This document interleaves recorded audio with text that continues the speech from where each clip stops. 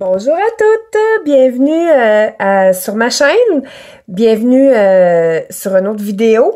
Donc, j'ai pensé vous préparer la continuité. Je suis super contente, j'ai eu des belles réponses de votre part. Merci pour votre participation, merci pour vos commentaires, ça m'encourage vraiment, ça me fait chaud au cœur. Je suis super contente de pouvoir partager avec vous mes connaissances, ma passion. Fait que j'ai plein d'idées en tête vraiment à vous communiquer. Fait que je vais faire des milliers de vidéos, mais soyez pas gênés de poser des questions ou de me suggérer des idées de vidéos que vous aimeriez connaître. Ça va me faire super plaisir. Donc, cette vidéo-ci, aujourd'hui, c'est vraiment pour faire la continuité du teint. Donc, on avait parlé, en fait, du fond de teint, le choix, excusez pour la caméra. Donc, c'est ça, on avait parlé comment choisir son fond de teint par rapport à son type de peau, puis aussi comment choisir la couleur. Donc, aujourd'hui, ce que je voulais vous montrer, c'est vraiment un aperçu du cache-cerne, la continuité. Et puis, la poudre bronzante aussi, parce qu'il y a tellement de gens qui ont besoin de savoir. Je pense que c'est vraiment un élément qui est beaucoup utilisé par la majorité des femmes, mais malheureusement, c'est mal utilisé. Donc, moi, je vais vous montrer à l'utiliser à son plein potentiel. Vous en croirez pas vos yeux de ce que ça va faire. Donc, c'est vraiment extraordinaire. Ça va apporter du mouvement à votre visage. Ça va créer un relief. On va avoir l'impression qu'on a perdu genre 10 livres. C'est-tu le fun, ça? Les femmes, on aime tout ça. Puis, c'est ça. Donc, on va aller donner de la vie encore à notre peau. Alors, moi, pour commencer, j'ai déjà appliqué ma base de fond de teint partout. J'ai appliqué mon illuminateur. Donc, il me reste à appliquer mon fond de teint. Écoutez, là, il y en a beaucoup qui me posent la question à savoir si on devrait mettre le fond de teint avant ou après le cache-cerne. Ben, en fait, il n'y a pas vraiment de façon de le faire. Si vous désirez mettre votre cache-cerne avant votre fond de teint, il n'y a pas de problème, en autant que vous utilisiez le produit adapté pour la région du contour de l'œil, comme je vous ai mentionné, c'est super important. Le fond de teint, il n'y a pas d'affaire ici, puis il n'y a pas d'affaire là du tout. Il y a des produits qui sont adaptés pour ça. C'est super important de faire la différence parce que vous risquez d'augmenter, en fait, vous risquez de produire un problème qu'on désire pas. Si vous appliquez du fond de teint ici ou les cernes, ce que ça va faire, c'est que le fond de teint, souvent, il y a un peu plus d'huile dedans, donc il est plus hydratant, beaucoup trop hydratant pour la région de l'œil. Et puis, ce que ça va faire, c'est que ça peut amplifier là, les cernes. Ici, ça va tout craquer, ça va rentrer dans les petits plis de l'œil. Puis, ça va pas couvrir autant qu'on voudrait non plus. Puis, deuxième chose, au niveau de l'œil, de la paupière mobile, l'arcade sourcilière, il y en a beaucoup qui le font. Écoutez, je dois vous mentionner que si vous décidez de regarder mes vidéos, si vous décidez d'écouter mes conseils, ben moi, je vous conseille selon les choses que j'ai appris, les choses qui sont bénéfiques pour moi. Et puis, ça se peut que vous entendiez des choses différentes de certains artistes maquilleurs, d'autres personnes qui maquillent. Alors, je les salue en passant parce que je vous dirais qu'il n'y a pas de bonne façon puis de pas bonne façon. À chacun sa façon de le faire. Donc, moi, ça me fait plaisir de vous enseigner à ma façon à moi en tant qu'artiste maquilleur. OK? Donc, je trouve que c'est super important qu'on s'entende là-dessus. Donc, comme je vous ai enseigné, j'utilise mon Beauty Blender, qui est pas nettoyé cette fois-ci, qui est humide. Donc, je vais vraiment aller appliquer mon fond de teint partout, uniformément, sans oublier aucune zone. Donc, vous voyez que là, je viens de l'essuyer légèrement, mais je vais ensuite aller le tapoter. C'est juste que je l'ai comme descendu un peu. J'avais fait un spot ici, fait que je vais juste aller le descendre pour pouvoir ensuite le tapoter. Donc, c'est important, c'est ça, d'aller en mettre vraiment partout.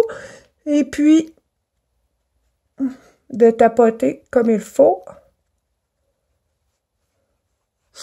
Wow! C'est vraiment trop hot. J'aime ça quand mon visage s'anime de même. Alors, donc pour le cache-cerne, si vous voulez être sûr de faire un bon choix de cache-cerne, faut vraiment y aller selon notre couleur de peau toujours. Et puis, c'est important de suivre la continuité de la couleur de notre fond de teint. Ce que je veux dire par là, c'est qu'il faut vraiment aller choisir la même couleur ou un ton plus clair. Donc, c'est pas vrai que si on est super cerné, comme moi, j'ai beaucoup de cernes, on va pas aller chercher 3 tons plus clairs parce qu'on veut enlever la cerne, les effets bruns ou bleus ou mauve ou quoi que ce soit. On va tout avoir l'air d'une gang de ratons laveurs, là. C'est pas chic pantoute, là. C'est pas ça qu'on veut.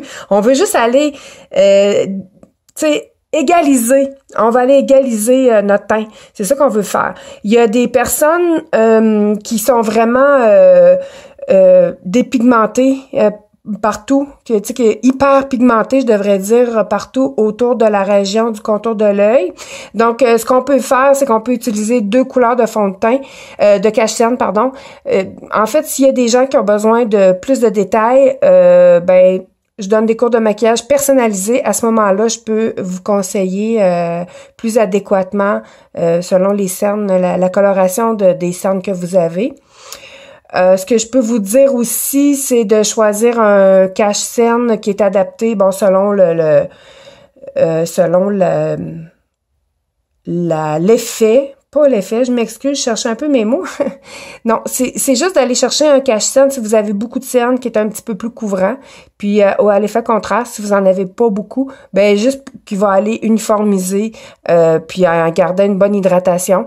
Vous savez que c'est difficile d'acheter un cache-cerne comme un fond de teint quand c'est pacté, coche-tapé, que tu peux pas l'ouvrir, que tu peux pas l'essayer. Oublie ça, tu trouveras jamais ta couleur. C'est impossible. C'est impossible. Est-ce que vous me comprenez bien? C'est impossible de trouver une bonne couleur de fond de teint ou une bonne couleur de cache-cerne si on l'a pas essayé. Il y a des conseillères qui peuvent vous aider sur place, en pharmacie, en grand magasin. Souvent, ils connaissent bien leur stock. En tout cas, j'ose l'espérer. Donc, ils vont pouvoir vous conseiller selon la couleur. Mais écoutez, si vous voulez être certaine d'en avoir pour votre argent, ben essayez-le. Un avantage, moi, je connais une compagnie extraordinaire qui prête des produits. Vous partez avec ça à la maison. Vous essayez vos produits, puis si vous aimez ça, vous achetez. Fait que c'est la valeur que vous donnez à votre argent, en fait. Alors, donc, moi, j'utilise le cache-cerne de Arbonne. C'est la nouvelle formule qui est extraordinaire. Donc, une formule liquide, facile d'utiliser, parce que anciennement, il y avait un genre de petit compact comme ça. Il y a beaucoup de cache-cerne qui sont vendus en compact comme ça. Donc, à ce moment-là, quand c'est en compact, faut l'utiliser avec un pinceau, évidemment. C'est super important de prendre un pinceau parce que si on met nos doigts dans le contenant, ben on le remplit de bactéries et on assèche le produit. Donc, il dure moins longtemps. Il y a des compagnies qui ont l'idée ingénieuse de mettre ça dans un tube comme ça, super facile d'utilisation. Donc, il y a un petit embout mousse. Alors, le cache-cerne de Arbonne, son avantage, c'est qu'il est hyper léger comme la majorité de ses produits. Donc, légèreté, puis on n'a pas besoin d'en prendre beaucoup parce que l'effet est là. Donc, il va vraiment faire un fini mat parce qu'on veut rien de lumineux en dessous des yeux. Donc, c'est ça. J'essaie juste de le retirer ici. Voilà. Donc, regardez ça si c'est le fun. C'est vraiment facile de l'utiliser comme ça. Parce que la façon qu'on veut aller dissimuler la cerne, c'est vraiment à partir de l'intérieur de l'œil. Partout, la ligne directrice, c'est où la pousse des cils, parce qu'il y a beaucoup de gens qui ont de la décoloration ici, qui ont beaucoup de rougeurs, donc il faut aller neutraliser ces rougeurs-là. Et puis, ça va descendre. Il y en a qui ont des poches en dessous des yeux. Donc, ça aussi, faut pas aller mettre de la lumière là, en dessous de la poche, là. Oublie ça, là. Ça va faire ressortir les poches encore plus. Moi, j'en vois plein, là, qui se promènent, là. T'es comme, bam! Tu vois juste la poche en dessous des yeux. Non, c'est parce qu'ils ont du cache-cerne trop clair. Faut vraiment que tu mettes du cache-cerne de la même couleur. En premier, il faut que tu utilises un produit qui va t'aider pour dissimuler tes poches. Et puis, en passant, mesdames, il y a plusieurs personnes qui utilisent un produit pour hydrater le contour de l'œil ou pour dissimuler les poches et les cernes. À ce moment-là, on l'utilise. C'est l'endroit qu'on l'applique, c'est vraiment sur l'os de la joue, ouais, c'est ça. Sur l'os des yeux du pourtour de l'œil. Jamais, il y a du cache-cerne, pas du cache-cerne, pardon, je déparle vraiment aujourd'hui, excusez-moi. Il y a jamais de cache-cerne qui devrait aller, j'ai encore dit la même erreur, on coupe, on recommence. Donc, il y a jamais de crème qui devrait aller jusqu'ici, non plus ici sur la paupière. Toutes les crèmes qu'on va mettre correctrices pour les poches, pour les cernes, on prend notre annulaire, qui est le doigt le plus faible, puis on va juste aller tapoter comme ça, tout le tour de l'œil. Ce que ça va faire, ça va aller vraiment corriger, là, ça va aller aux endroits où ça devrait aller. Parce que si on l'applique ici, ça peut obstruer la veine, ça peut amplifier le problème qu'on essaie de corriger. Donc, pour le cache-cerne, on va commencer par faire 1, 2, 3 petits points comme ça qu'on va aller étendre avec notre doigt.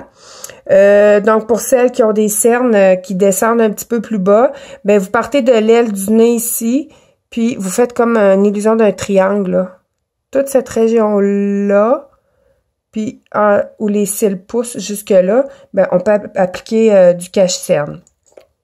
Donc, soit qu'on peut utiliser notre doigt parce que ça réchauffe le produit, puis en même temps, ce que ça fait, ben ça réchauffe le produit, ça l'aide à l'application. Donc, on va vraiment aller encore tapoter. Oui, là, on étire parce qu'on veut aller, on veut vraiment que le cache-cerne rentre dans à travers les plis de la peau. Donc, on va juste aller tapoter comme ça. Donc, regardez ça, comment ça illumine. C'est-tu pas croyable? Goodbye les cernes. Et il y en a plus. Et puis, moi, ce que j'aime utiliser, c'est quoi? Mon Beauty Blender. Donc, ça va vraiment faire une application impeccable.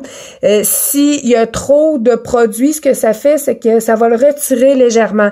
Donc, ça va vraiment l'installer, puis l'éponge, la super éponge, va absorber l'excédent de cache-cerne qu'on aurait pu mettre. Donc, je vais utiliser une région de mon Beauty Blender qu'il n'y a pas de fond de teint, et puis je vais juste aller tapoter comme ça en dessous des yeux.